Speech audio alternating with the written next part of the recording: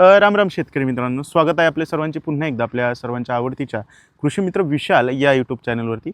मित्रांनो, मी आज अतिशय महत्त्वाच्या पिकाबद्दल तुम्हाला या व्हिडिओच्या माध्यमातून इथं माहिती देण्याचा प्रयत्न करतोय। जे पीक आपल्या रोजच्या आहारामध्ये दैनंदिन जीवनामध्ये अतिशय महत्त्वाचं आहे, तर ते म्हणजे कोथिंबीर। शेतकरी मित्रांनो, निश्चितच वर्षभर तुम्ही कोथिंबीर या पिकाची लागवड तिथं करू शकता आणि रोजच्या आपल्या घरगुती जेवणामध्ये सुद्धा आणि हॉटेल इंडस्ट्रीमध्ये सुद्धा मोठ्या प्रमाणावरती जी कोथिंबीर हे जे पीक आहे तर याची जास्तीत जास्त डिमांड असल्याचं आपल्याला पाहायला मिळतंय। जर एखादा शेतकरी वर्षभर म्हणजे प्रत्येक महिन्यात त्याची अर्धा एकर 1 एकर जर कोथिंबीर राहत असेल तर त्या शेतकऱ्याला कोथिंबीर या पिकाचं महत्त्व तिथं माहिती आहे। वर्षातून 2-4 महिने असे येत असतात शेतकरी मित्रांनो, कोथिंबीरीला तिथं जास्तीत जास्त जो काही बाजारभाव आहे तर तो भेटलेला पाहायला मिळतो।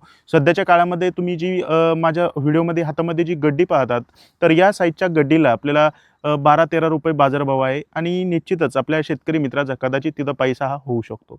कोथिंबीर लागवडीमध्ये सगळ्यात महत्त्वाचं म्हणजे मी तुम्हाला आज बियाण्याची कशाप्रकारे आपल्याला निवड करणं गरजेचं आहे, त्याच्यासोबतच तुम्ही कशाप्रकारे तणनाशकाचा वापर करून कोथिंबीर पिकामधील जे काही तण आहे तर ते कंट्रोल करू शकता या संदर्भात सुद्धा आज माहिती देणार आहे। याच्या व्यतिरिक्त आपल्याला काही फवारण्या कोथिंबीर पिकामध्ये योग्य वाढीच्या अवस्थेमध्ये जर केल्या तर त्या फवारण्याचा तिथं जास्तीत जास्त फायदा हा होऊ शकतो।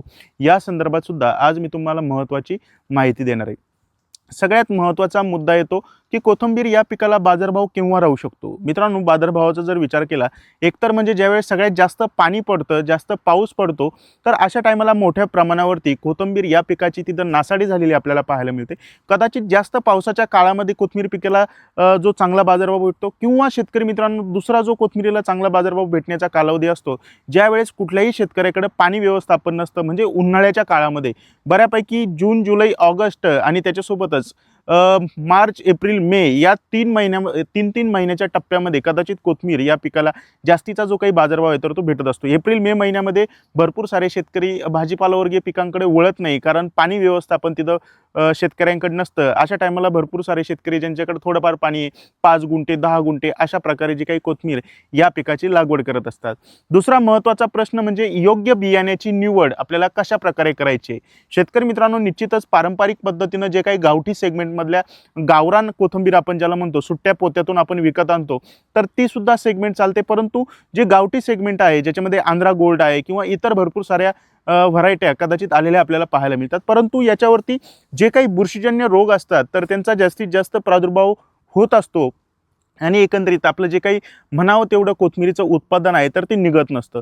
याच्या व्यतिरिक्त नवीन संकरित जाती हायब्रिड बियाणं आपण ज्याला म्हणूया तर ते सुद्धा आलेले अतिशय लसलशीत दिसायला हिरवेगार दिसतात, त्यांचा स्मेल सुद्धा आपल्याला तिथं हायब्रिड बियाण्यांचा चांगला असल्याचं आपल्याला पाहायला मिळतंय। तर हायब्रिड बियाण्यामध्ये सुधारित जातींमध्ये मी तुम्हाला काही नवनवीन जाती इथं सांगण्याचा प्रयत्न करतोय, ज्याच्यामध्ये एक अंकुर सीड्स कंपनीची नूतन या नावाची एक व्हरायटी आपल्याला पाहायला मिळते। नाथ सीड्स कंपनीची एव्हरग्रीन या नावाची सुद्धा एक चांगली व्हरायटी आहे शेतकरी मित्रांनो। याच्यानंतर नामदारी सीड्स कंपनीची भूमी या नावाची सुद्धा आपल्याला व्हरायटी पाहायला मिळते। बायो सीड्स कंपनीची रुची या नावाची सुद्धा आपल्याला एक चांगली व्हरायटी पाहायला मिळते। याच्या व्यतिरिक्त अशोका सीड्स कंपनीच्या 2 व्हरायट्या तिथं चांगल्या उत्पादन आता सध्याच्या काळात शेतकऱ्यांना देत आहे, ज्याच्यामध्ये एक AFA5 या नावाची एक व्हरायटी आहे। याच्या व्यतिरिक्त नामदारी सीड्स याच्या व्यतिरिक्तच अशोका सीड्स कंपनीचीच 31 डेज या नावाची सुद्धा एक चांगली व्हरायटी आपल्याला पाहायला मिळते। तर व्हिडिओमध्ये सांगितलेल्या 4-5 व्हरायट्यांपैकी तुम्ही कोणत्याही एका व्हरायटीची तिथं निवडी करू शकता।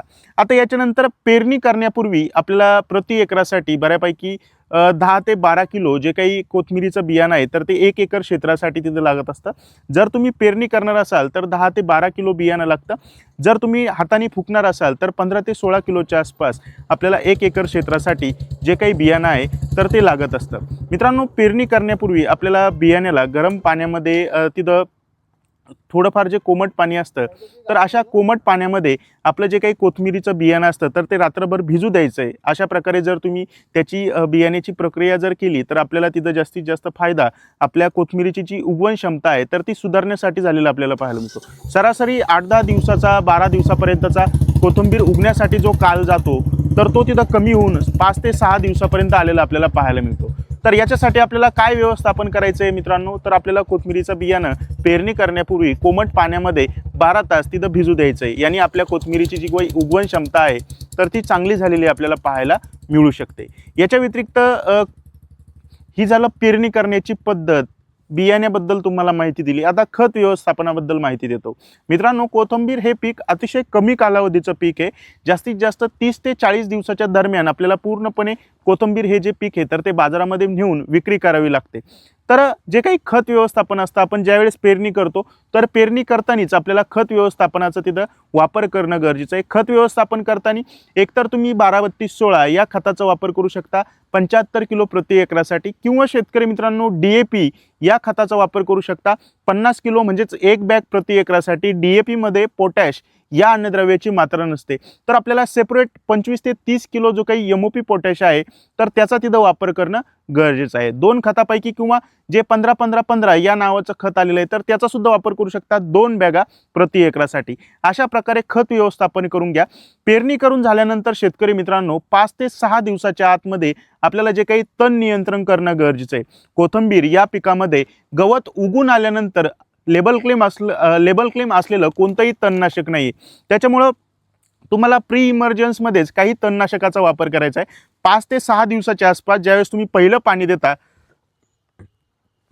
तर अशा टायमाला आपल्याला जे काही ऑक्झिफ्लोरोक्विन 23.5% हा घटक असलेलं कोणत्याही कंपनीचं तणनाशक वापरायचं आहे, ज्याच्यामध्ये गोल या नावाचं तणनाशक आहे. 10 ते 15 मिली प्रति 15 लिटर फवारणी पंपसाठी आपल्याला गोल या तणनाशकाचा गवत उगण्यापूर्वीच वापर करायचा आहे. याचा फायदा काय होईल माहिती का? गवताचे जे काही कोश असतात तर ते जमिनीमध्येच नष्ट झालेले आपल्याला पाहायला मिळतील.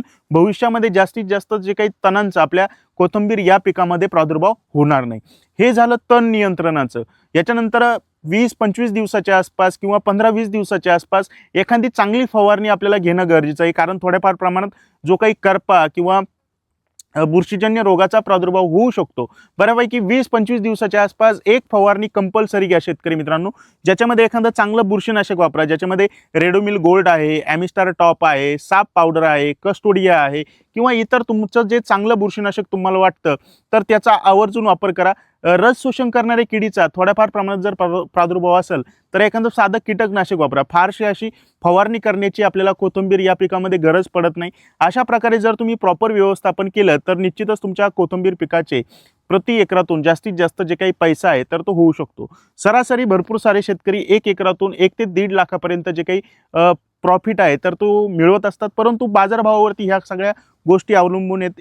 काही शेतकऱ्यांनी तर 1 एकरामधून 10-12 लाख रुपये पण कमवलेले आहेत, परंतु हा सांगण्याचा भाग आहे. आपण कमीत कमी हिशोबाने जरी गेलो तर 1-1.5 लाखाच्या आसपास एका एकरातून 1.5 महिन्यामध्ये पैसा हा कमवू शकतो. मित्रांनो, तुम्ही 1 एकरातून कोथिंबीरीचे किती पैसे कमवले या व्हिडिओच्या खाली कमेंट करून सांगा. हा व्हिडिओ इतर शेतकऱ्यांच्या WhatsApp ग्रुपला आवर्जून शेअर करा. तोपर्यंत रामराम.